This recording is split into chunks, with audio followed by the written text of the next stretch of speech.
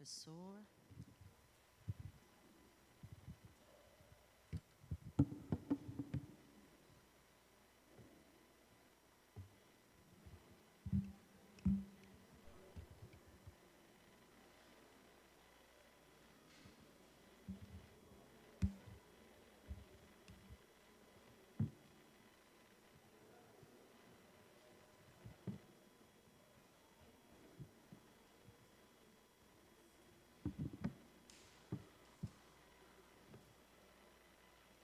Amém. Como nosso irmão presbítero Luiz falou, hoje nós vamos falar sobre amizade, lealdade. E o personagem que nós vamos estudar nesta manhã se chama Jonatas. Jonatas tem uma história muito interessante com o rei Davi. Então nós vamos estudar sobre essa história, sobre este homem que Deus levantou ali em Israel para conduzir juntamente com o seu pai, Saul, as guerras, as batalhas. Mas Deus tinha um propósito na vida de Jonatas ali, em relação a Davi, que Deus chamou como rei de Israel. Deus o ungiu, escolheu como rei, e Jonatas teve um papel muito importante nesse início da trajetória aí do rei Davi. Então, mas antes eu gostaria de orar com os irmãos, para nós pedirmos a direção do Senhor para essa palavra nessa manhã. Deus querido, te louvamos, ó Pai, por estar aqui na tua casa, Senhor. Obrigado por esse privilégio que nós temos, ó Deus, de estar aqui, de louvar o teu nome, de aprender da tua palavra, Pai. Que essa palavra, ó Deus, nesta manhã, possa trazer ensino, trazer correção, trazer paz aos nossos corações. Que essa palavra nesta manhã traga instrução, e que o teu Santo Espírito possa continuar trabalhando nas nossas vidas e nos nossos corações. Conduz, ó Deus, a tua igreja neste dia, e que este dia, ó Deus, que nós separamos e consagramos ao Senhor, seja um dia, ó Deus, realmente, ó Pai, em que possamos sentir a tua presença e o teu Espírito Santo falando aos nossos corações. Enche-nos, ó Deus, do teu Espírito nesta manhã, durante todo este dia. É o que nós te pedimos no nome de Jesus. Amém, Senhor. Amém. O sol está bem aqui em cima de mim, acho que não tem posição, para ficar fora do sol.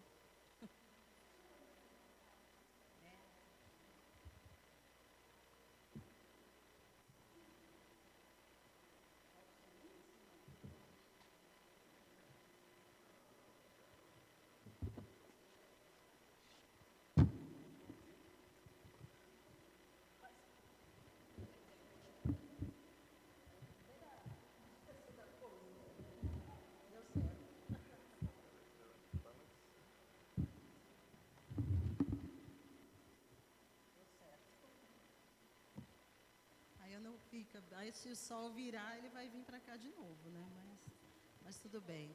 É porque reflete, a luz aqui, aí fica meio ruim. Muito bem, irmãos. Então vamos falar sobre Jonatas. Eu queria que você abrisse a sua Bíblia no livro de 1 Samuel. Lá no capítulo 14. Gostaria de ler um versículo com os irmãos. 1 Samuel, capítulo 14, versículo 6.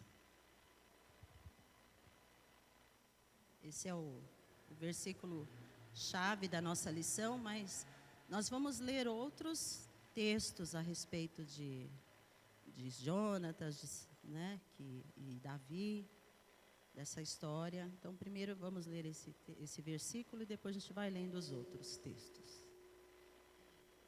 1 Samuel 14, versículo 6. Disse, pois, Jonatas ao seu escudeiro: Vem, passemos a guarnição destes incircuncisos. Porventura o Senhor nos ajudará nisso, porque para o Senhor nenhum impedimento há de livrar, com muitos ou com poucos. Gostaria de frisar a parte B aqui desse versículo. Porque para o Senhor nenhum impedimento há de livrar, com muitos ou com poucos. Essa é uma palavra que foi falada por Jonatas, no momento que ele foi para a batalha contra os filisteus, e ele chamou, né, o seu escudeiro, vem comigo, e naquele momento ele falou isso. É com Deus é que nós vamos, né? Porque nada impedirá o agir de Deus, mesmo que tenham muitas pessoas ou tenham poucas pessoas contra nós. Então aí já mostra a fidelidade dele, né? E essa confiança que ele tinha com Deus naquele momento das batalhas. Mas aqui no livro de 1 Samuel, logo lá no capítulo 1, né? Tanto que semana passada o estudo foi sobre Ana. E Ana, ela clamou ao Senhor pedindo um filho. E Deus concedeu a ela esse filho. E ela fez um voto ao Senhor, que se ela tivesse o filho, ela entregaria. E esse filho se chamava Samuel. Então ela teve esse filho, lá a gente pode ver isso lá no capítulo 1, capítulo 2. A gente vai vendo toda essa história de Samuel. Samuel, que foi levantado por Deus como profeta ali em Israel, por quê? Estava tudo muito corrompido. O sacerdote, Eli e seus filhos não tinham mais condições. Não dava para ele passar para os filhos dele. Rafael, aumenta só um pouquinho mais. Quer que eu troque o microfone? É porque aí eu não preciso forçar tanto a minha voz. Tá bom. O profeta Eli não tinha como passar para os seus filhos essa responsabilidade. Os filhos dele eram corruptos, não tinham condições nenhuma. Ele já estava velho e também já estava numa situação que não tinha mais como continuar.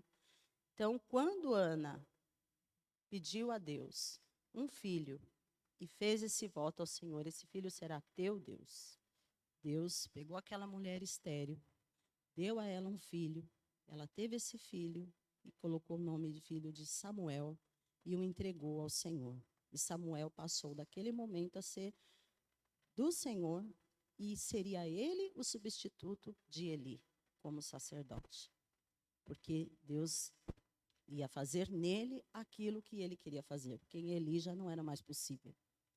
Então, a gente vê nesse início da história, Deus trabalhando a vida de Samuel, o constituiu como sacerdote, como juiz, porque naquele tempo não existiam reis, ali em Israel, somente juízes. Então, Samuel se tornou juiz e o último juiz. Porque chegou em determinado momento que o povo começou a clamar por um rei e reclamar. Todo mundo tem, todas as nações têm um rei e a gente não tem. Então nós também queremos um rei. E Deus não se agradou muito com a vontade do povo, porque ele era o rei. Ele era quem comandava através da vida de Samuel como profeta. Mas o povo queria um rei. E Deus, então, atendendo o clamor do povo, deu ao povo um rei. Mostrou a Samuel quem era o rei, que era Saul. Então, Saul estava lá fazendo as suas coisas e Deus apontou. Eu vou te apontar quem é a pessoa. Então, a palavra do Senhor diz, quando nós vamos lendo aqui, lá mais para frente, lá capítulo 5, 6, vocês vão ver isso. O momento em que o povo pede o rei, lá no capítulo 10, Deus mostra para Samuel quem seria esse rei, que seria Saul. Aí a gente vai mais para frente, e Saul, que era um homem alto, era um homem forte, era um guerreiro, era aquela pessoa que o povo queria também que fosse o seu líder naquele momento. Mas, infelizmente, Saul não era um homem segundo o coração de Deus. Ele era um homem vaidoso, ele era um homem invejoso, ele era um homem que tinha umas limitações, ele tinha umas deficiências, ele tinha umas dificuldades. Então, Deus, naquele momento, né, que Deus fala para Samuel chamar Saul, para Samuel chamar a Saul como rei. Saul se torna rei. Só que aí Saul começa, como podemos dizer, pisar na bola, né? O que o profeta falava para ele fazer, ele não fazia. Então ele falava, olha, desce para a cidade de Gilgal, ele falou para ele, me espera por 7 dias, que quando eu chegar lá eu vou fazer o sacrifício de holocaustos. Saul foi para a batalha com os filisteus, desceu para Gilgal, acho que foi com os amalequitas, desceu para Gilgal. Quando chega lá, ele passa 7 dias e cadê Samuel? Samuel não aparece. Aí, bom, Samuel não apareceu, vou eu então fazer o holocausto. Aí ele fez. Quando Samuel chegou, ele falou, por que você fez isso? Ah, você não chegou, você disse que depois de 7 dias você ia vir e não veio. Aí ele já foi reprovado por Deus naquele momento. Porque ele tinha que obedecer à ordem vinda do Senhor através da vida de Samuel. Ele não obedeceu. Então parece uma coisa simples, né? Mas não é. Obediência é obediência. Então ele tinha que ter aguardado. Tudo bem, passou. Depois, mais à frente, ele manda lá, Deus fala, olha, você vai lutar contra os amalequitas, você vai pegar o rei deles, você vai matar ele, vai matar todo mundo, não vai sobrar nada. Deus deu essa ordem através do profeta. Aí ele falou, tá bom, vou lá. Foi lá e fez tudo o que tinha que fazer. Matou todo mundo, mais ou menos. Matou as pessoas, mas ele preservou a vida do rei e alguns cordeiros, alguns animais para fazer um sacrifício. Só que ele omitiu isso, né? A ordem de Deus foi todo mundo e ele omitiu isso. Deus avisou Samuel, Samuel foi até Saul e falou, de novo isso, Saul, você desobedeceu, Deus não mandou acabar com todo mundo, por que você trouxe o rei Agag para cá? Aí ele, então, eu preservei a vida dele e a dos cordeiros, dos animais, para a gente fazer o sacrifício. Isso não é uma coisa boa? Parece que sim, mas foi novamente uma desobediência. Daquele momento em diante, Deus reprovou completamente Saul.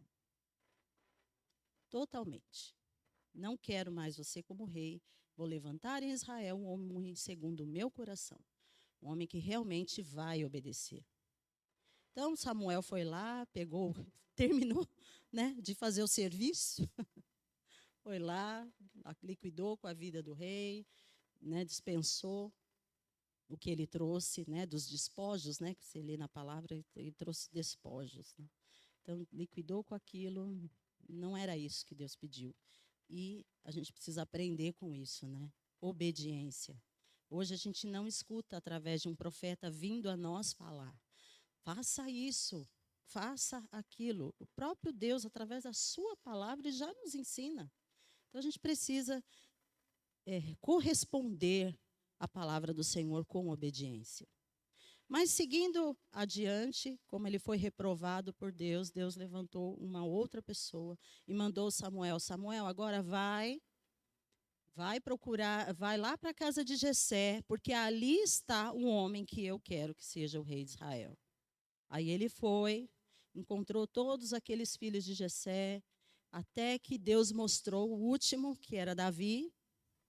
Ele ungiu Davi, falou assim, você será o rei. E Davi era jovem, ainda não estava preparado para aquilo, um pastor de ovelhas, não estava preparado, mas Deus já tinha um plano e um propósito muito poderoso na vida dele.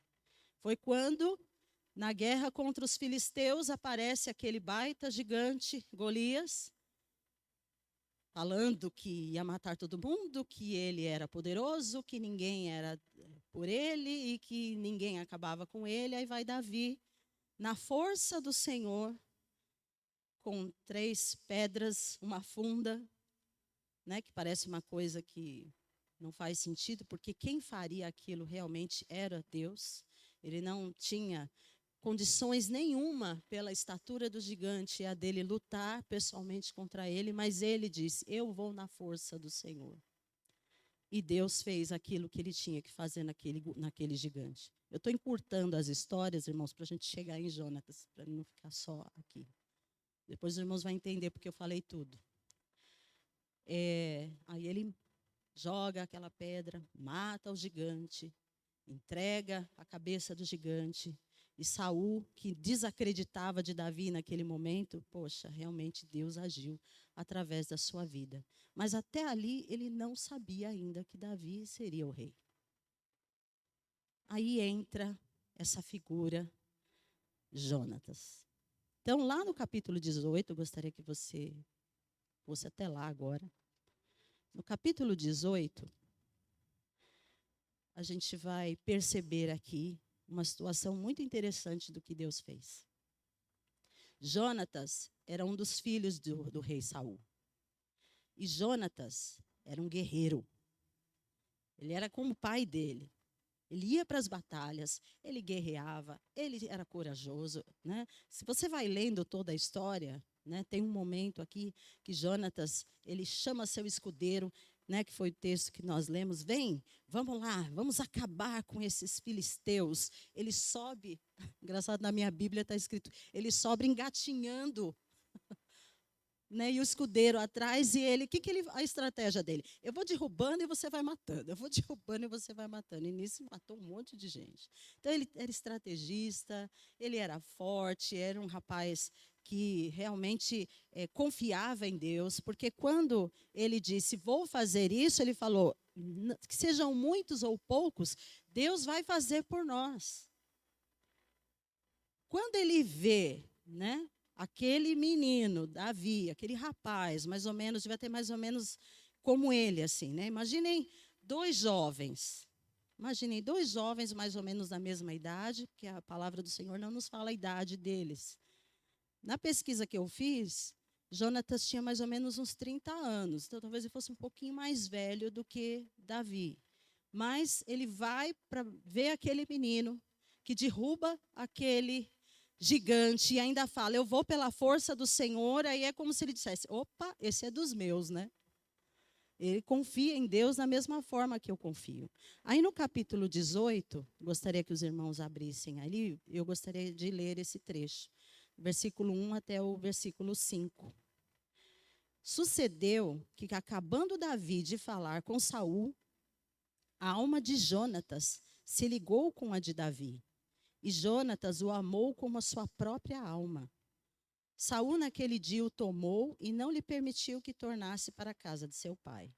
Jonatas e Davi fizeram aliança, porque Jonatas o amava como a sua própria alma. Despojou-se Jonatas da capa que vestia e a deu a Davi, como também a armadura, inclusive a espada, o arco e o cinto. Saía Davi aonde quer que Saul o enviava, e se conduzia com prudência, de modo que Saul o pôs sobre tropas de seu exército. E era ele bem quisto de todo o povo e até dos próprios servos de Saul.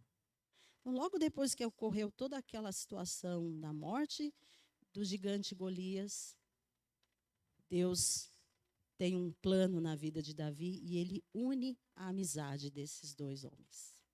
O filho do rei e Davi. Por que Deus fez isso? Saul, como eu já tinha falado para os irmãos, ele não era uma pessoa obediente ao Senhor. Se ele não era obediente, automaticamente ele não era submisso a Deus. Então, o que ele faria? Ele não ia querer deixar o trono com tanta facilidade. Ele não ia facilitar a vida de Davi. O texto diz que o próprio Deus providenciou isso. É até difícil da gente entender isso, né? Porque Deus não queria mais Saul, então quando ele se tornou rei, o Espírito do Senhor veio sobre ele. Quando ele deixou de ser rei, não mais aceito por Deus, o Espírito do Senhor saiu dele. Então é como se ele não tivesse mais aquele contato com Deus. Era ele por ele mesmo. Era a carne dele, era o espírito dele, era o jeito dele. Então, ele era uma pessoa vaidosa, ele era invejoso. Isso era ele. É como um Espírito Santo faz na vida da gente. Quando ele entra na vida da gente, ele traz o fruto, que é o amor, a alegria, a paz, longanimidade, benignidade, bondade, fidelidade, mansidão e domínio próprio. É importante, sabe, irmãos, decorar isso. Porque em muitas áreas da vida da gente, a gente precisa de uma dessas coisas. E é o Espírito Santo que faz. Então, naquele momento que você está sem paz, você clama ao Espírito Santo. Espírito Santo, me traz paz. Porque você tem em você o Espírito Santo de Deus. E ele vai trabalhar isso em você, porque nós somos carne, né? Ouvimos isso ontem, quando o tema era enchei-vos do Espírito. E muitas vezes, quando a gente não está cheio do Espírito, a gente deixa a nossa carne fazer o que ela quiser. Mas quando estamos cheios do Espírito Santo vai conduzindo isso nas nossas vidas. Então, o Espírito Santo não estava atuante naquele momento. Era o Espírito de Deus que atuava. Ele estava em Davi, em Saul. Aí ele saiu de Saul e ficou Saul por ele mesmo, alguém que ia perseguir Davi. E olha como Deus é maravilhoso. Ele fez o filho dele ter essa amizade por Davi. E o texto diz que ele amou com a sua própria alma. Algumas outras versões, ou em outros lugares, fala que ele amou mais do que ele amava muitas mulheres. Tanto que distorcem um pouco esse negócio, esse amor de Jonatas por Davi. Mas não, era um amor de amizade, de lealdade. Aqui na minha Bíblia tem fala um pouco dessa questão do amor, eu vou ler aqui para os irmãos. Os fortes laços de amizade entre Davi e Jonatas são descritos na frase: a alma de Jonatas se ligou com a alma de Davi. A palavra amor usada aqui, no hebraico, é ahabe. É um termo empregado em alianças políticas, comerciais e em pactos de amizade. Para ahabe, num contexto de tratado, é uma aliança. Esse pacto unia as duas partes em lealdade e em responsabilidade recíprocas. Então, quando ele recebeu esse ahabe, esse amor por Davi, eles fizeram um pacto, uma aliança entre eles. E nos nossos dias é mais difícil a gente encontrar pessoas com tanta amizade, né? A gente tem muitas amizades, mas essa amizade de alma é mais difícil, né? Aquela pessoa que vai a sua vida com você, aquela pessoa que fala, te entende, aquela pessoa que você olha para ela, ela sabe o que você está sentindo, sabe? A gente encontra muito mais isso entre casais, né? Entre marido e mulher por conta da convivência. Agora, entre amigos é mais raro, mas acontece, mas existe. Pessoas que conseguem ter essa amizade recíproca, leal. Lealdade é algo difícil de se encontrar nos nossos dias. Alguém que você confia plenamente. Aquela expressão de eu ponho a mão no fogo por essa pessoa, ninguém mais tem coragem de falar, né? Porque as pessoas não são leais. Infelizmente, elas não são.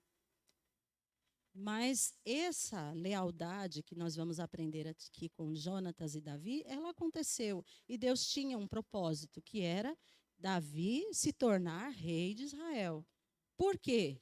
Porque Saul passou a perseguir Davi. E Deus entra na casa de Saul e coloca um dos filhos dele para proteger Davi. Então a gente vai ler que eles fizeram uma aliança, e em alguns momentos a gente vai perceber essa renovação da aliança. Eles renovaram essa aliança 4 vezes. Tamanho era o comprometimento que eles tinham um com o outro. Então, aqui na nossa revista, o que nós temos a respeito de Jonatas?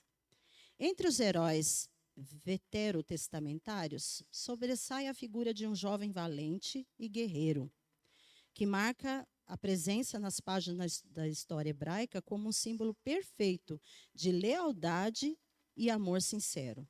Seu nome era Jonatas, filho mais velho do rei Saul, com a sua única esposa, herdeiro natural do reino de Israel, que se apegou a Davi com tamanha afeição e estima que nos traz exemplo ímpar de lealdade. Então, aqui no tópico 1, diz que ele era um guerreiro, era um homem de guerra, como eu já tinha comentado com os irmãos, e no versículo 6 do capítulo 14 diz isso, né? Que o Senhor, ele falou, o Senhor nos ajudará nisso, porque para o Senhor nenhum impedimento há de livrar com muitos ou com poucos. Ele mostrava nas guerras, além da sua força, de que além dele ser preparado para a guerra, dele ser filho do rei, guerreiro forte, ele confiava no Senhor. Era o Senhor que ia à frente das batalhas. E isso ele aprendeu com quem? Com o pai dele. Porque o pai dele também era assim. Mas, infelizmente, o pai dele acabou se perdendo no caminho. Mas ele entendeu, absorveu isso para si. E olhou para Davi, para o seu amigo Davi, alguém que ele nem sabia que existia. De repente, ele vê aquela força nele, parece até que ele se identificou, né? Nossa, ele é guerreiro que nem eu. Gostei desse rapaz. Ele é forte, ele confia em Deus como eu confio. Então Deus ligou a alma e a amizade desses dois rapazes. Então no tópico 1 nós vemos isso, né? Aí aqui na revista tem uma pergunta. E você confia no Senhor como Jonatas? De que nas suas guerras, suas batalhas, nas dificuldades do seu dia a dia, você confia no Senhor como Jonatas confiava? Abra sua Bíblia em Salmo, capítulo 9, versículo 9 e 10. Gostaria que alguém pudesse ler para a gente.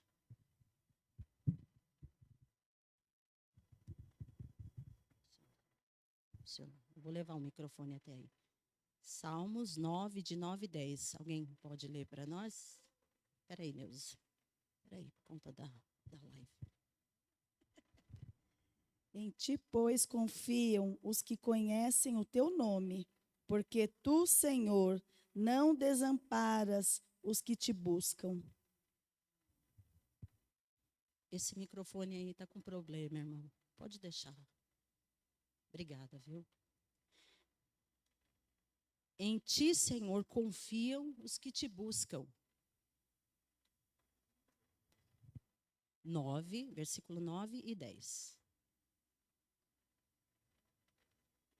Ela leu só o 10? 9 e 10. Você quer ler de novo? 2 versículos, versículo 9 e 10. O Senhor é também alto refúgio para o oprimido, refúgio nas horas de tribulação. Em ti, pois, confiam os que conhecem o teu nome, porque tu, Senhor, não desamparas os que te buscam. Nós temos na palavra do Senhor essa confiança de que Ele não nos desampara, de que Ele não nos deixa. Então, quando eu pergunto para você novamente, você confia no Deus da forma que Jonatas confiava? Confie. A própria palavra deixa isso como instrução para nós. Se você buscar ao Senhor, você não precisa ter medo, porque Ele vai cuidar de você. É difícil, né? Principalmente quando a gente está passando por um momento de tribulação. Mas a gente precisa colocar a nossa vida diante do Senhor e Ele vai nos ajudar. Então, vamos confiar no Senhor sem medo. Sem medo. Porque a gente fica prevendo o futuro. Não sei se os irmãos são como eu. Eu sou uma pessoa ansiosa. Então, eu já fico olhando lá para frente. Será que vai dar? Será que vai acontecer? O que vai dar? Será que Deus vai fazer isso? Será que Deus vai fazer aquilo? E a gente precisa aquietar o nosso coração e realmente confiar no Senhor. Porque às vezes as coisas podem acontecer agora. Rapidinho, né? Se resolve. Mas tem coisas que às vezes se resolvem em meses, em semanas, em anos. Anos. Mas se nós colocarmos a nossa confiança no Senhor, Ele vai agir. Então a gente precisa esperar e se submeter. Ontem estou vendo a Simone ali, estava conversando com ela sobre o irmão dela que faleceu, né?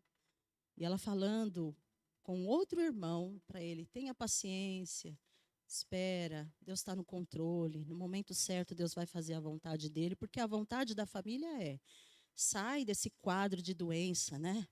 Deus pode fazer um milagre. Nós cremos num Deus poderoso que faz milagres, que cura, que levanta mortos, que restaura pessoas, que tira vícios. Nós cremos nesse Deus. Mas nós somos submissos à vontade dele, porque se a vontade dele é que essa pessoa, no final dessa doença, vá morar com ele, é assim que vai ser. Então, essa confiança que a gente tem que ter no nosso coração. E a gente vai nutrindo isso, e isso vai te acalmando, isso vai fazendo com que os dias passem, os anos passem, mas você continua confiando no Senhor, porque Ele socorre aqueles de coração oprimido, aqueles que esperam nele e aqueles que o buscam. Então, continuemos confiando no Senhor. Ponto 2. Vocês acreditam em amizades verdadeiras? Alguém gostaria de dar algum exemplo ou falar se isso já aconteceu na sua vida? Amizade, aquela amizade que você não abre mão. Alguém tem esse amigo?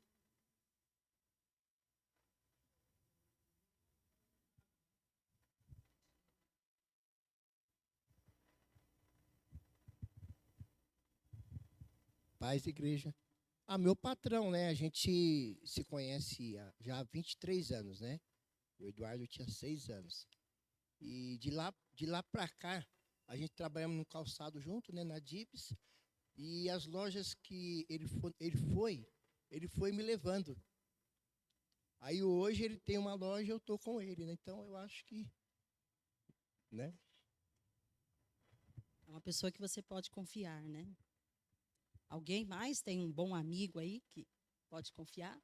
Ó, cheio de mãos levantadas. Peraí, irmão. Cheio de mãos levantadas. A paz, amados. Então, quando você estava falando ali, eu tenho muitos.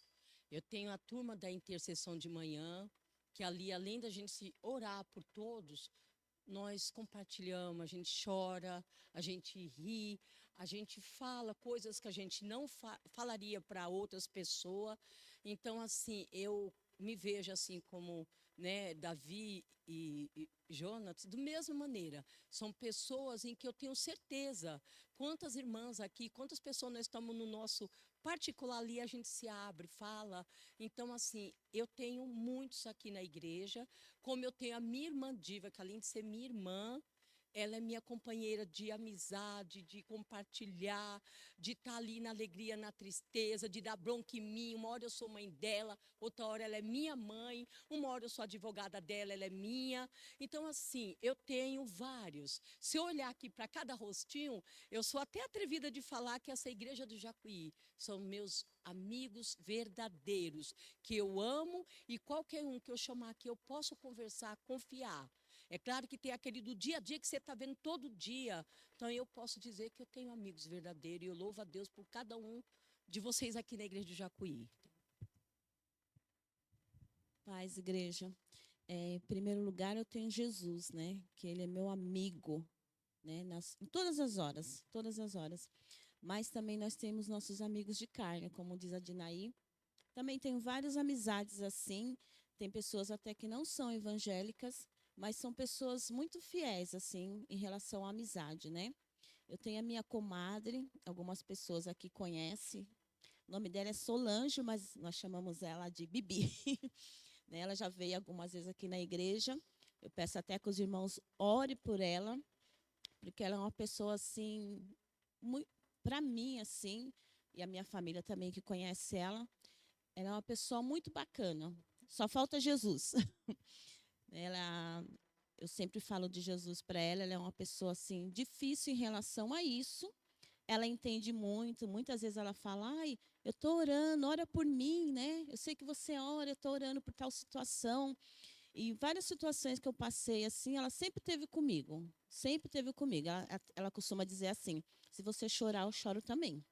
Se você sorrir, eu vou dar risada também. Nós estamos juntas, nós estamos juntas."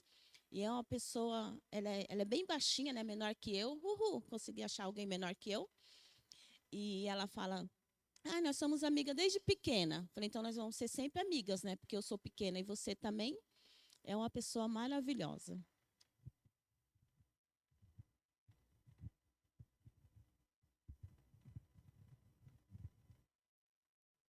Quando eu me converti, antes disso eu tinha um primo que era meu amigo. A gente ia lá para a Praça do Jacuí, aquela praça antiga, né? Eu não era ainda crente. A gente ia para lá, ficava passeando, a gente ia num bar, tomava uma cerveja, dividido. Eu não era crente. Então dividia para os dois, né? É uma amizade muito, muito séria. Mas quando me converti, comecei a ir para a igreja lá na rua Tarapitinga. Aí quando foi um dia, ele chegou para mim e falou assim: por que você vai na igreja? Porque eu amo a Deus, amo a Jesus.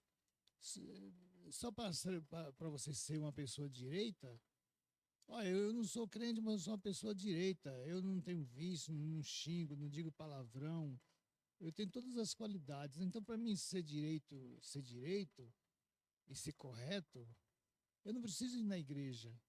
E com mais umas conversas, eu falei assim, sabe o que é mesmo? Aí eu fiquei uma base de uns 3 meses sem ir na igreja. Abandonei. Aí depois me veio aquele clarão na cabeça. Você está indo para a igreja não é porque para ser bonzinho, e também para ser bonzinho, mas não, a finalidade não é essa, é porque você ama Jesus Cristo que ele fez na cruz por você.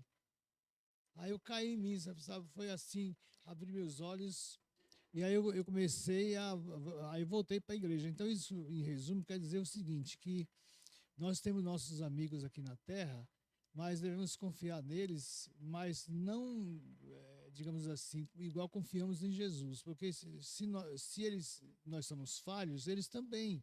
Então nós devemos estarmos apercebidos em conselho. Nós temos de vigiar os nossos amigos, porque às vezes são os amigos que traem, são os amigos que levam para a perdição. Veja bem, não quero dizer que nós não tenhamos amigos, mas precisamos estar observando, né? Observando os conselhos e as qualidades espirituais dele. Hoje nós temos nossos amigos evangélicos, né? Eu acho que quem nós podemos confiar, mas não são Deus, não é Jesus, né? Isso mesmo. O irmão falou uma coisa importante. Os nossos amigos não podem nos separar de Deus. A gente tem que ter bons amigos, pessoas que a gente pode confiar na hora difícil, né? Mas essas pessoas têm que te aproximar do Senhor. Lá em Provérbios, capítulo 18, 24, é um versículo bastante conhecido que diz que há amigo mais chegado que irmão. Porque às vezes a gente não consegue ter na família alguém que a gente possa confiar. Mas há pessoas que Deus coloca no nosso caminho muito confiáveis. Aquela pessoa você pode se abrir, aquela pessoa você pode pedir uma ajuda, um conselho, até mesmo uma ajuda financeira, aquela pessoa vai te ajudar. Então, existem essas amizades verdadeiras. Mas é importante que essas amizades não nos afastam de Deus. Temos que estar no mesmo caminho, porque há amigos que nos afastam de Deus, né? O irmão disse, o amigo veio, né? Qual o problema a gente ser amigo? A amizade deles acabou afastando ele da igreja, né? Por um tempo. Aí falou, opa, peraí, gosto muito de você, mas eu não, né? A nossa amizade não pode me separar do Senhor. A gente vai continuar amigo, mas eu vou servir a Deus. Então, a gente tem que observar isso também. Hoje acontece muito com os jovens, com os adolescentes, com as crianças. Se apegam tanto a uma amizade e daqui a pouco ela está fora do caminho do Senhor, está agindo errado. Então, a gente precisa orar muito pela nossa juventude, pelos filhos, pelos netos, pelas crianças em geral, para que principalmente os que já conhecem o Senhor se mantenham no caminho do Senhor, que eles influenciem, que eles sejam sal, que eles sejam luz. Não que as trevas entrem na vida deles e acabem afastando eles do Senhor. Então, a gente precisa também ter esse cuidado dentro do nosso próprio núcleo familiar, para que os nossos amigos nos aproximem de Deus e não nos afastem. Ah, ele se converteu aí? Tá vendo? O irmão influenciou ele.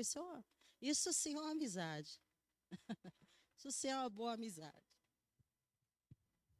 Eu penso que a amizade, ela é muito boa. Eu tenho amigos, bastante. Só que assim, como nós falamos, amigo é Deus. No caso de Jonas, ele era amigo de Davi como um irmão. Porém, ele nunca traiu o pai dele. Porque em todas as batalhas ele estava com o pai dele. Ele apenas não concordava com as ideias do pai dele, que era ruim. As ideias que era ruim, ele não aceitava.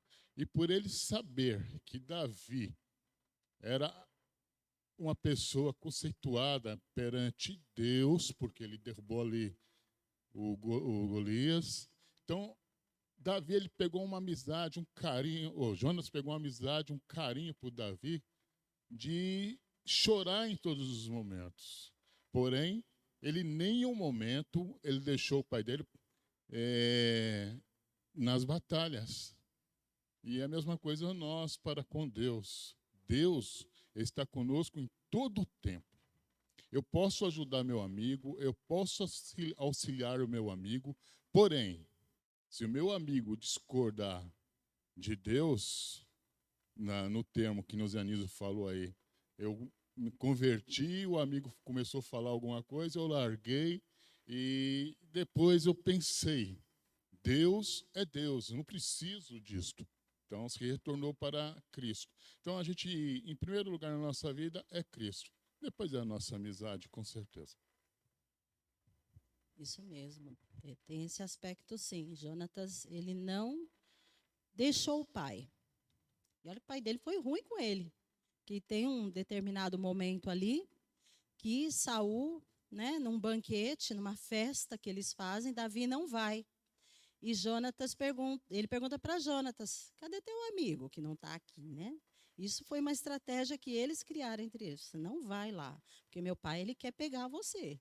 Então não vai. Porque ele já tinha tentado matar Davi, né? Davi está lá tocando a sua harpa. Aí o espírito mal vem sobre Saul. Saul olha para ele, pega a lança, joga nele. Parece coisa de filme, né? Aquela lança passando assim.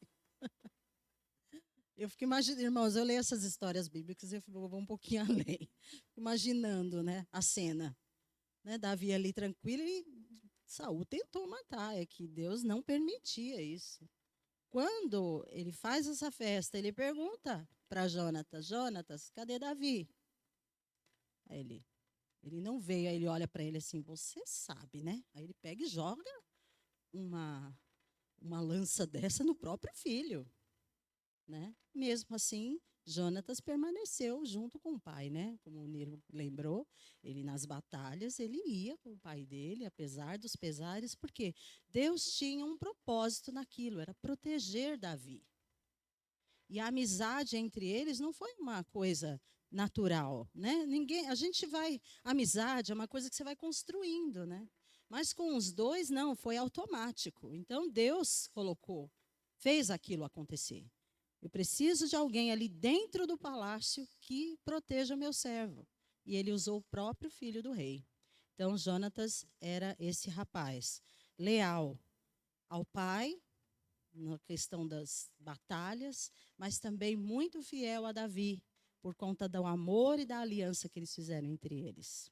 Então, aqui no tópico 2, fala sobre essa lealdade, né, de Jonatas e Davi. Então, eu gostaria de ler alguns versículos que falam das alianças que Jonatas e Davi fizeram. Eles renovavam a aliança. E a aliança que eles fizeram era uma aliança de, olha, eu vou cuidar de você até o fim. De você e dos seus. Olha que coisa linda. Se você não estiver aqui, eu vou cuidar dos seus. E depois, mais à frente, a gente vai ver Davi realmente cumprindo essa promessa que ele fez para Jonatas. Então, vamos ver aí. Primeiro, 1 Samuel 18, versículo 3 e 4. diz assim: Jonatas e Davi fizeram aliança, porque Jonatas o amava como a sua própria alma. Despojou-se Jonatas da capa que vestia e deu a Davi, como também a armadura, inclusive a espada, o arco e o cinto. Olha o que Jonatas fez. Ele era o filho do rei. Ele tirou dele a capa, a armadura, a espada, o arco e o cinto. Ele falou: olha, eu estou desprotegido e você vai ficar protegido. A aliança que eles fizeram entre os dois. Ele era o filho do rei. O filho do rei não precisaria fazer isso. Mas ele fez como sinônimo de contrato, de reciprocidade depois entre eles. Aí lá no capítulo 20, versículo 16, mais para frente, a gente vê essa renovação da aliança. Assim fez Jonatas aliança com a casa de Davi, dizendo: vingue o Senhor os inimigos de Davi. E no versículo 42, disse Jonatas a Davi: vai-te em paz, porquanto juramos ambos em nome do Senhor, dizendo: o Senhor seja para sempre entre mim e ti, entre a minha descendência e a tua. Então, a amizade deles, né, essa lealdade entre eles, essa aliança, novamente foi renovada. Primeiro, quando ele o conheceu. Segundo, quando ele percebeu que o pai dele começou a perseguir. Meu pai está te perseguindo, mas eu vou renovar a minha aliança com você. E não só com você, com a sua casa. Isso é amigo.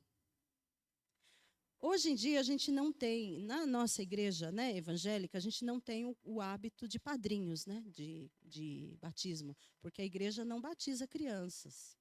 Mas a igreja católica tem, né, esse hábito do batismo, batizar crianças, e as pessoas escolhem padrinhos, né, e vira compadre, comadre, né, como o pessoal gosta de falar. Eu, como nasci na igreja evangélica, eu não tenho essas figuras, né, na minha vida.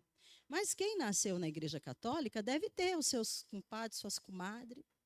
Qual é o compromisso que essas pessoas fazem naquele momento do batismo? Se eu faltar, você vai cuidar dos meus filhos. Olha que responsabilidade. Esses dias, eles chamam de Dindo e Dinda, né? Cada época eles vão mudando o nome dessas coisas. Esses dias nasceu, né, o filhinho da irmã da Ana, a namorada do Gersim. Aí ela, né, nessa brincadeira, eu quero que vocês sejam o Dindo e a Dinda do neném, né, do filhinho da irmã da Ana. Aí o Gersim chegou em casa: mãe, virei Dindo. Né, virei Dindo. Falei: mas como assim, menina? Onde vocês tiraram isso? Não, porque assim, né, as pessoas fazem isso por mais magoa hoje em dia, mais por hábito, por brincadeira. Mas eu falei para ele: você sabe o que significa isso? Ser Dindo e Dinda? Ele falou: eu sei. Que se eles não estiverem, quem vai cuidar sou eu. Eu falei: olha, vocês já estão criando uma responsabilidade agora, né? Então, presta atenção nisso, porque isso é muito sério. A pessoa está contando com você. Né? Então, isso é uma coisa muito séria. E entre Davi e Jonatas, eles fizeram essa confirmação de amizade. Seja Deus entre mim e ti e a nossa casa, entre a minha descendência e a tua descendência. Então, Davi, enquanto você viver, eu vou ser leal a você. Se você tiver filhos e você morrer, eu vou cuidar dos seus filhos. Jonatas, se você casar e tiver um filho, se você morrer, eu vou cuidar dos seus filhos. Então, essa foi a aliança. Essa foi a segunda aliança que eles fizeram. Aí teve mais uma, essa foi a terceira, desculpa. Aí teve mais uma aliança, que está em 1 Samuel 23, mais para frente, versículo 15 a 18, que fala: vendo, pois, Davi, que Saul saíra a tirar-lhe a vida, deteve-se no deserto de Zif em Oreza. Então se levantou Jonatas, filho de Saul, e foi para Davi a Oreza. E lhe fortaleceu a confiança em Deus e lhe disse: Não temas, porque a mão de Saul, meu pai, não te achará. Porém, tu reinarás sobre Israel. Eu serei contigo, o segundo, e também Saul, meu pai, bem sabe. E ambos fizeram aliança perante o Senhor. Davi ficou em Oreza e Jonatas voltou para sua casa. Essa foi a quarta aliança que eles fizeram. Então, enquanto o pai dele, né, Saul, tentava tirar a vida de Davi, Jonatas escondia Davi. Vem para cá, vai para lá, se esconde aqui, fica aqui. Pode deixar que eu cuido disso. Eu dou um jeito lá de segurar meu pai para ele não te achar. E Saul sabia, né? Sabia que tinha alguém protegendo. E ele sabia que era Jonatas. Mas ele não achava Davi. Por quê? Deus tinha um propósito, proteger a vida de Davi até ele se tornar rei. Tanto que quando chega no final, lá, quando Davi se torna rei, né, Saul morre na batalha, e infelizmente Jonatas também morre na batalha. Então eles vão todos para a batalha contra os filisteus, e naquele momento, que era o fim já da vida de Saul, Saul vai para a batalha, ele vê os seus filhos todos morrendo. E aquilo angustia muito, né, o seu coração. E ele ficou ali, né? Só sobrou eu. E ele acabou se lançando sobre a própria espada, porque só sobrou ele. Então ali morre Saul, Jonatas e os outros filhos dele também, que estavam todos na batalha. E aí o que acontece com Davi? Davi se torna rei. Aí vamos lá para 2 Samuel. Olha como a história é longa. Aí a gente vai lá para 2 Samuel. Lá no finalzinho de 1 Samuel, lá no capítulo 1, fala, né, sobre essa morte deles, né, do versículo 1 até o versículo 7 do capítulo 31, fala, né, sobre a morte de Saul, e que Saul foi sepultado depois ali, e logo em 2 Samuel, logo a gente já vê a história de Davi recebendo a notícia da morte de Saul e de Jonatas.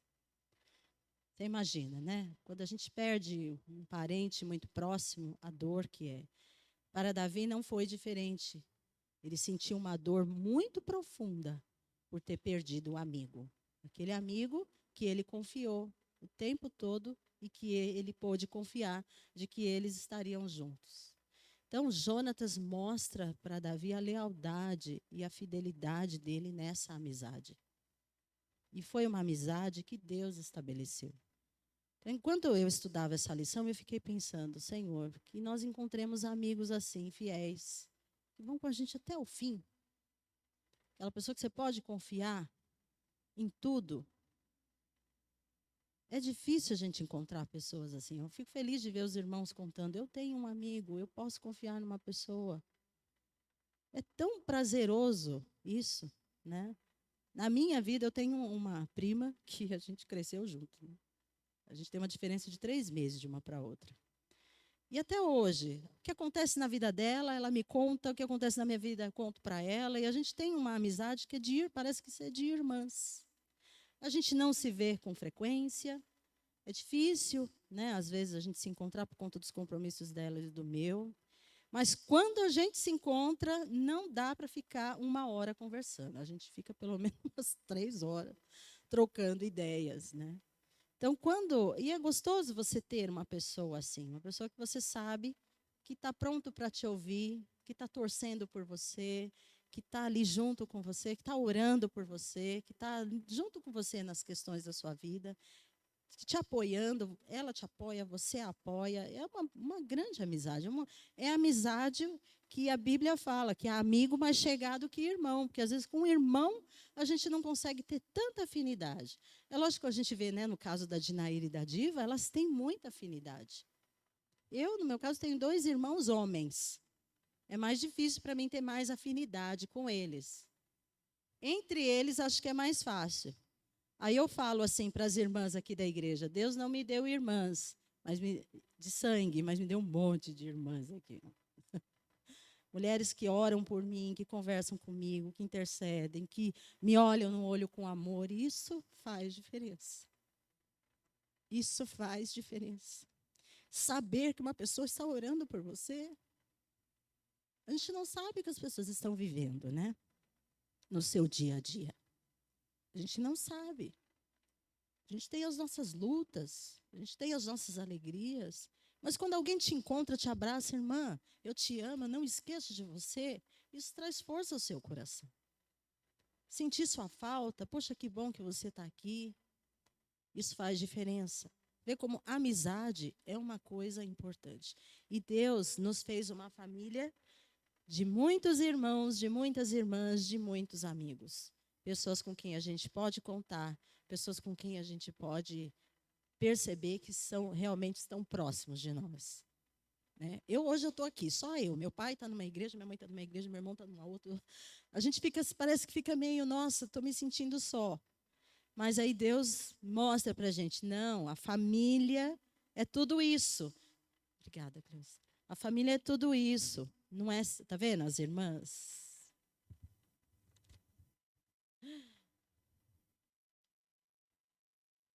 Família é isso, né? É a nossa família de sangue e a nossa família espiritual, que é todos nós que estamos aqui. Por isso, vamos privilegiar esses amigos. Eu me lembro na infância, aqui na igreja, a irmã Alice deve lembrar disso, a gente não saía daqui. Ficava aqui o tempo todo, jogando bola, jogando vôlei, jogando ping-pong. Né? A gente perturbava, porque a irmã morava, era zeladora da igreja na época, a irmã Alice e o irmão Anísio, nas férias, quebrando tudo, né? Janela. Na nossa adolescência, na nossa infância, as nossas férias não eram viajando, né? Passeando.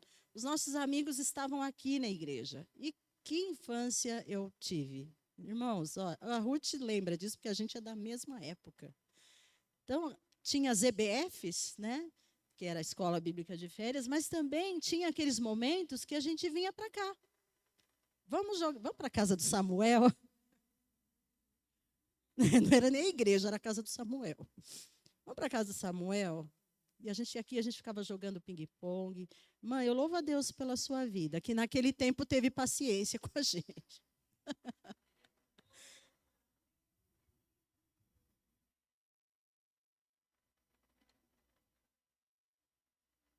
Isso. Mas de vez em quando a gente ia jogar vôlei lá no meio da avenida, viu, irmã? Tinha um espaço, aí a gente fazia um varal. Então, a igreja era o nosso refúgio naquele tempo. E os melhores amigos que eu fiz foram na igreja. Eu tinha os amigos da escola, tinha os amigos, né, do dia a dia, mas os meus amigos mesmo eram aqui. Que eram os que falavam a mesma língua que eu. Ah, briga não tem jeito, né? Briga não tem jeito. Mas criança é assim, né? Discute agora, passa meia hora, tá de bem de novo. Porque criança é assim, né? Por isso que a gente não se deve meter muito em briga de criança. Porque eles estão brigando agora, daqui a pouco eles estão de bem. Daqui a pouco você vê os dois lá, assim. Meia hora depois, né? Eu lembro do Gercinho e do Eliseu. Brigavam que era uma coisa, daqui a pouco estavam os dois chorando. Eu te perdoo. Já pensou se a gente se metesse nessas brigas, Ruth? A gente era inimiga. Né? Então, criança é assim. Então, os amigos da infância, a gente leva para a vida toda. Eu gosto muito de encontrar esses amigos da infância. Quando a gente se encontra, a gente pode lembrar algumas coisas dessa época boa que a gente viveu juntos. E quanta coisa boa a gente partilhou juntos, compartilhou.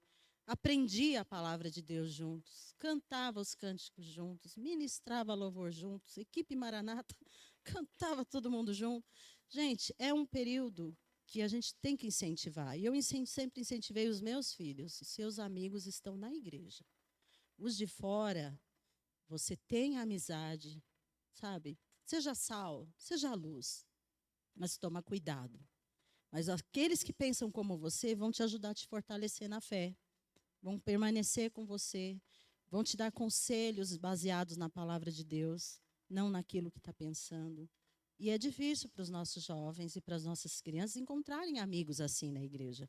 Mas incentivem, porque esses é que vão fazer a diferença na vida dos nossos filhos nessa questão de amizade. Isso também acontece dentro da família, né? Entre primos. A minha família é pequenininha, né? Não tem muitos sobrinhos. Tenho 3. O Gerson tem 17. 17. E uma coisa que eu amava ver é eles todos juntos. Né? Às vezes a minha cunhada fala, você não liga deles ficarem correndo dentro de casa. Assim, eles estão brincando, deixa brincar. E hoje eu vejo eles adultos amigos. Né? Hoje eu vejo o Rafael e o André tocando juntos. Muitas vezes o Henrique está aqui, eles estão ali naquela amizade boa. Quando eles têm problemas uns com os outros, estão orando uns pelos outros, como o Wagner está passando por uma situação difícil. E eles estão ali se comunicando, intercedendo, dando força, contribuindo. Essa amizade de primos também é uma amizade muito interessante. Dentro da família. Então, famílias grandes, às vezes eu falo com a Neuza, com a Cleusa, né, que elas já são tias avós de um monte de menina. Nossa, um monte de menina. A gente já imagina essas meninas adultas, amigas, né, se relacionando, brincando. E se elas estiverem todas no caminho do Senhor, que bênção não vai ser essas meninas? Então, a gente precisa renovar essas amizades, incentivar essas amizades para que eles cresçam amigos e principalmente nos caminhos do Senhor, porque isso faz realmente muita diferença.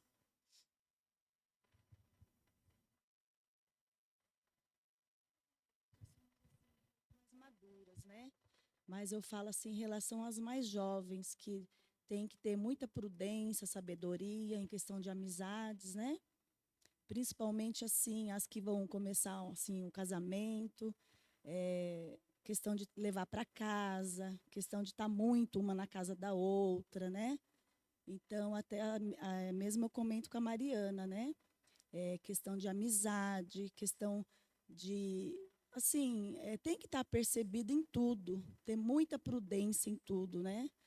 E nós mulheres, a mulher, ela é mais assim atenta, né? Então a gente sempre está de olho em tudo, né? Então é Deus que dá essa sabedoria para nós, né? Então nós mulheres temos que estar atenta em relação a amizades, né? Muita amizade. Não que a pessoa é proibida de ter amizade, mas a gente tem que ter muita sabedoria em questão disso, de amizades. Saindo um pouquinho desse lado aí, eu sei que, né, o assunto é importante. Eu sempre presto atenção nessa parte aqui do 1 Samuel 31, sobre a morte de Saul, que aqui é considerado como um suicídio, porque, olha, então disse Saul ao seu escudeiro, arranca a tua espada e atravessa-me com ela, para que, porventura, não venham estes incircuncisos e me traspassem e escarneçam de mim. Porém, o seu escudeiro não quis, porque temia muito. Então Saul tomou da espada e se lançou sobre ela. Vou pedir ajuda a um universitário. Gerson, você ouviu a pergunta dela? Não, para mim, a impressão que dá também é que é um suicídio, né?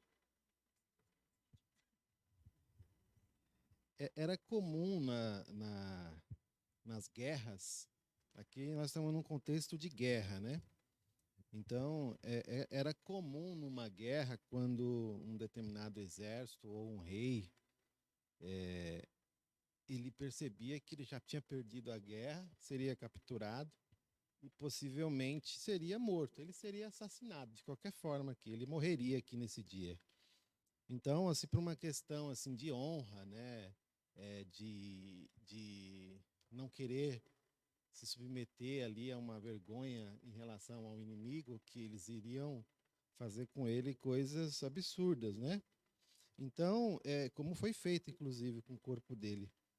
Os soldados e alguns reis faziam isso, né? Eles tiravam a própria vida. Então, aqui é um texto complicado de chegar numa resposta, ele suicidou, Ele tirou a própria vida, isso aqui não tem dúvida, tanto que algumas Bíblias já têm o título já colocado como suicídio, né? Esses títulos são interpretações, não existe no texto original. Isso é só uma organização do conteúdo do texto. Mas aqui eu acho que a irmã quer chegar em outro ponto. Na verdade, a pergunta não é se ele se matou, porque está claro aí, quer saber se ele se perdeu, se ele foi para o inferno.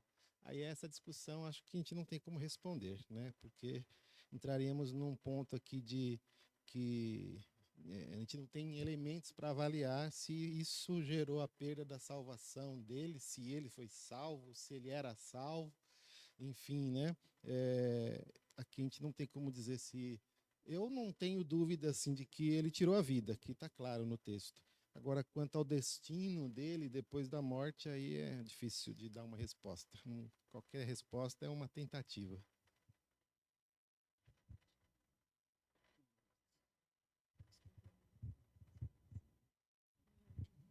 A palavra do Senhor tem duas versões sobre a morte de Saul, né? Aqui no capítulo 31 de 1 Samuel, diz assim, ó, vendo, pois, os escudeiros que Saul já era morto, aliás, então disse Saul ao seu escudeiro, arranca a tua espada e atravessa-me com ela, para que porventura não venham esses incircuncisos e me transpassem e escarneçam de mim. Porém, o seu escudeiro não o quis, porque temia muito. Então Saul tomou a espada e se lançou sobre ela. A segunda versão, e aí é que Davi toma a decisão, é quando esse homem, o escudeiro, vai até o Davi explicar, no capítulo 1 aqui de 2 Samuel, ele está explicando para Davi como foi a morte. Perguntou-lhe Davi, de onde vens? Ele respondeu, fugi do arraial de Israel. Disse-lhe Davi, como foi isso lá? Conta-me. Ele respondeu, o povo fugiu da batalha, muitos caíram e morreram, bem como Saul e Jonas, seu filho. Disse Davi ao moço que lhe dava as novas, como é que você sabe, sobre Jonas e Saul e Jonas, seus filhos estão mortos? E aí disse o portador da notícia, cheguei por acaso à montanha de Giboá, e eis que Saul estava apoiado sobre a sua lança, e os carros e a cavalaria apertavam contra ele. Olhando ele para trás, viu-me, chamou-me e disse, eis-me aqui. Ele me perguntou, quem és tu? Eu respondi, sou a Amalequita. Então me disse, arremete sobre mim e mata-me, pois me sinto vencido de cãibra, mas o tino se acha ainda todo em mim. Arremessei-me, pois sobre ele o matei, porque bem sabia eu que ele não viveria depois de ter caído. Tomei-lhe a coroa e tal. E aí, quando ele conta essa versão a Davi, Davi manda matá-lo, porque ele foi o culpado da morte do... Achou que tinha feito uma coisa boa, né? Mas não era, não podia também, né? Ele ter matado o rei. Talvez seja isso que o Gerson também falou, né? Os reis já tinham por esse hábito, né? De não deixar ninguém matar eles. Se tiver que matar, eu vou me matar, né? Mas aí a gente não tem como entrar muito a fundo. O que aconteceu depois da morte de Saul? Ai, é só Deus que sabe, né? O que Deus fez aí daí para frente. Então, para a gente encerrar essa questão da amizade entre Jonatas e Davi, eu gostaria de ler um último trecho, que já está em 2 Samuel, depois que Jonatas morre, né, e passa-se algum tempo, Davi se lembra da promessa que ele fez para Jonatas, e entre eles, de que um cuidaria da descendência do outro. Foi quando ele chama, né, e fala, sobrou alguém da família de Jonatas, de Saul, que a gente não cuidou? Aí eles lembraram, sobrou Mefibosete, filho de Jonatas, que na hora que eles estavam fugindo do palácio, a ama dele deixou ele cair, ele acabou se machucando e ficou paralítico nas duas pernas. Foi aí que Davi chama, então manda chamar Mefibosete. E é linda essa passagem bíblica. Vamos ler ela? Então, 2 Samuel 9. 9. De 1 a 13. Vou tentar ler rapidinho, já está encerrando. Disse Davi: resta ainda porventura alguém da casa de Saul para que eu use de bondade para com ele, por amor de Jonatas? Havia um servo na casa de Saul cujo nome era Ziba. Chamaram-no que viesse a Davi. Perguntou-lhe o rei: és tu Ziba? Respondeu: eu mesmo, teu servo. Disse-lhe o rei: não há ainda alguém da casa de Saul para que eu use de bondade de Deus para com ele? Então Ziba respondeu ao rei: ainda há um filho de Jonatas, aleijado de ambos os pés. E onde está? Perguntou o rei. Ziba lhe respondeu: está na casa de Maquir, filho de Amiel, em Lodebar. Então mandou o rei Davi trazê-lo de Lodebar, da casa de Maquir, filho de Amiel. Vindo Mefibosete, filho de Jonatas, filho de Saul, a Davi, inclinou-se, prostrando-se com o rosto em terra, disse-lhe Davi: Mefibosete? Ele disse: eis aqui teu servo. Então lhe disse Davi: não temas, porque usarei de bondade para contigo, por amor de Jonatas, teu pai, e te restituirei todas as terras de Saul, teu pai, e tu comerás pão sempre à minha mesa. Então se inclinou e disse: quem é teu servo para teres olhado para um cão morto, tal como eu? Chamou Davi a Ziba, servo de Saul, e lhe disse: tudo que pertencia a Saul e toda a sua casa dei ao filho de teu senhor. Trabalharás, pois, a terra, tu e teus filhos e teus servos, e recolherás os frutos, para que a casa de teu senhor tenha pão, que coma, porém, Mefibosete, filho de teu senhor. Comerá pão sempre à minha mesa. Tinha Ziba 15 filhos e 20 servos. Disse Ziba ao senhor, ao rei: segundo tudo quanto meu senhor, ó rei, manda o teu servo, assim o fará. Comeu, pois, Mefibosete à mesa de Davi, como um dos filhos do rei. Tinha Mefibosete um filho pequeno, cujo nome era Mica. Todos quantos moravam em casa de Ziba eram filhos eram servos de Mefibosete. Morava Mefibosete em Jerusalém, porquanto comia sempre à mesa do rei. Ele era coxo de ambos os pés. Ele cumpriu a promessa dele: da minha descendência e a tua descendência eu vou cuidar. A história do compadre, né? Do Dindo. Quando chega na hora de cumprir a promessa, ele cumpriu a promessa. Então, olha que lealdade, né? De Jonatas para com Davi e de Davi para com Jonatas. Então, o que nós temos que aplicar na nossa vida? Eu seria capaz de me sacrificar por amor a um amigo? Sou verdadeiramente fiel em meus relacionamentos ou abandono amigos e familiares quando a situação fica difícil para mim? Vamos refletir sobre isso. Até que ponto eu me comprometo com as amizades que eu tenho, com as pessoas que estão à minha volta? Eu tenho essa coragem de me sacrificar? Ou até que ponto, né? Será que no momento que a situação fica difícil, eu vou embora ou eu fico ali? Vou ficar com você, vou dar a mão para você até o fim. Então, para ser amigo tem que ir até o fim. Então, isso é para a gente aplicar a nossa vida e refletir sobre isso. Então, nesses personagens que nós estudamos hoje, nós aprendemos o que é uma amizade leal, real, sincera e comprometida com Deus. O primeiro compromisso de Jonatas era com Deus. Quando Deus chamou Davi para ser rei, e Jonatas entendeu, apesar dele ser filho do rei, ele falou: eu aceito o que Deus fez. O compromisso dele era com Deus, ainda que ele tivesse compromisso com o pai. E o compromisso de Davi também era com Deus, que ficou sujeito à vontade de Deus até que Saul morresse. Aí sim ele estaria em condições de entrar como rei de Israel naquele momento. Então Deus tinha seu plano, ele realizou a vontade dele daquela forma.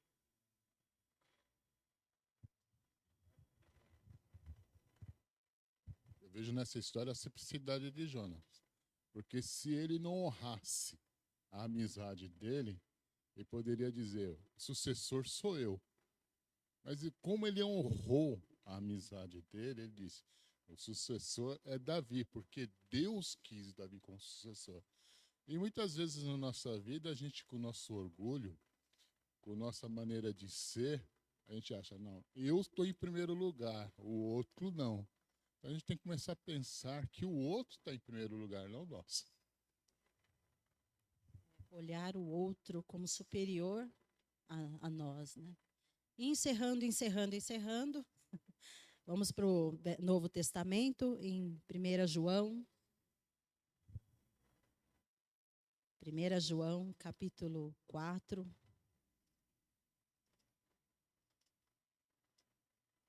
1 João, capítulo 4, dos versículos 7 a 12. O que nós aprendemos a respeito do amor? Deus é amor. De 7 a 12. Amados, amemo-nos uns aos outros, porque o amor procede de Deus. E todo aquele que ama é nascido de Deus e conhece a Deus. Aquele que não ama não conhece a Deus, pois Deus é amor. Nisto se manifestou o amor de Deus em nós, em haver Deus enviado seu Filho unigênito ao mundo, para vivermos por meio dele. Nisso consiste o amor, não em nós, não que nós tenhamos amado a Deus, mas em que ele nos amou e enviou seu Filho como propiciação pelos nossos pecados. Amados, se Deus de tal maneira nos amou, devemos nós também amar uns aos outros. Ninguém jamais viu a Deus. Se amarmos uns aos outros, Deus permanece em nós e o seu amor é, em nós, aperfeiçoado. Então, que o amor de Deus permaneça em nós. É o amor de Deus que nos une, que Deus nos amou primeiro. E agora que nós aprendemos que nós também precisamos amar-nos uns aos outros, considerarmos uns aos outros. Temos essa habilidade do amor, que sofre, espera, crê, suporta. Isso é amor. Então, que esse amor de Deus realmente possa encher o nosso coração e tenhamos amizades leais, sinceras e cheias da presença de Deus. Amém, irmãos? Amém. Glória a Deus.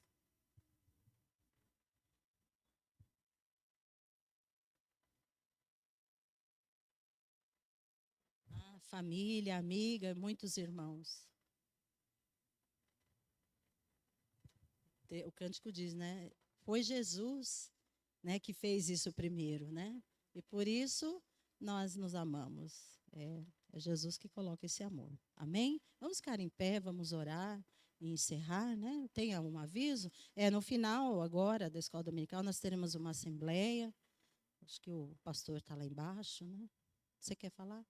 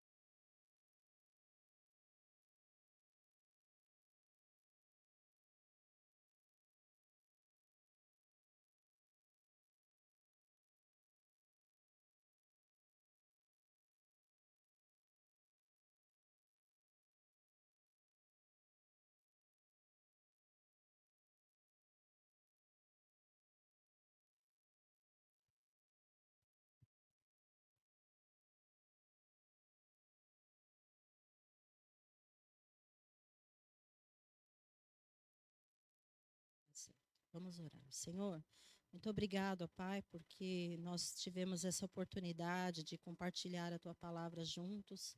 Obrigado, ó Deus, e que o Senhor nos ajude, ó Pai, naquilo que nós aprendemos nesta manhã sobre o amor uns com os outros, sobre a fidelidade, sobre a lealdade, sobre o compromisso, ó Deus, que nós temos uns com os outros. Que o Senhor nos fortaleça, nos ajude, nos oriente, nos dê sabedoria, Senhor, nessa área da nossa vida. Pai, colocamos diante do Senhor essa situação na casa da Dinair, ó Deus, com o pai dela internado. Ó Deus, o Senhor está no controle de todas as coisas. Nós cremos, Pai, que Ele está ali no hospital, está sendo cuidado, Senhor, mas há uma grande necessidade da família, ó Deus, de estar com Ele nesse momento. Ó Deus, o Senhor pode, Pai, providenciar essa mudança, para trazer paz aos familiares, para trazer paz ao pai dela também, ó Deus, para que ele tenha uma boa recuperação, alguém que possa acompanhá-lo, que estar com ele nesse período. Deus, que o Senhor possa movimentar tudo isso, ó Pai, e ajudar, acalmar o coração da família, acalmar o coração dele também, ó Deus, para que tudo se resolva, ó Deus, de acordo com a tua vontade. Cuida dessa situação, Pai, traz cura, traz, ó Deus, a paz, traz aquilo, ó Deus, que eles estão aguardando, estão precisando, ó Deus, neste momento. Cuida, ó Senhor Deus, dessa situação. Nós cremos no teu poder, nós cremos que o Senhor pode fazer muito mais do que nós estamos pedindo, mas, ó Deus, concretiza o teu amor e a tua vontade nesse momento, ó Pai, na vida e na família da Dinair, Senhor. Cuida também da Vaneide, Senhor, que caiu, se machucou. Ó Deus, que ela tenha uma recuperação rápida. Ajuda ela nesse período, ó Deus, que ela tenha pessoas para ajudá-la, para andar com ela, para, Senhor Deus, auxiliá-la nesse momento e traz paz também ao seu coração. Ó Deus, muito obrigado por esta igreja, obrigado por esse momento de escola dominical. Abençoa, ó Deus, os que estão aqui, os que estão em casa assistindo. Cuida deles também, ó Pai. Alcança suas famílias, ó Deus. Que o teu amor, ó Deus, seja alcançado em suas casas, ó Pai. Que haja harmonia, que haja paz, Senhor Deus. E, ó Deus, nós clamamos a Ti também pela assembleia que teremos daqui a pouco. Que, ó Deus, o Senhor nos ajude, nos abençoe, nos oriente como igreja, Senhor. Ó Pai, nós clamamos por Ti nesse dia. Cremos na Tua unção, no Teu poder, na Tua graça, de que o Senhor estará conosco no culto da noite, ó Deus. E o Senhor vai continuar tratando e falando dos nossos corações. Muito obrigado, ó Deus, pelo Teu amor, pela Tua presença aqui. Em nome de Jesus. Amém, Senhor. Amém. Alegrei-me quando me disseram, vamos à casa do Senhor. Salmos 122, 1.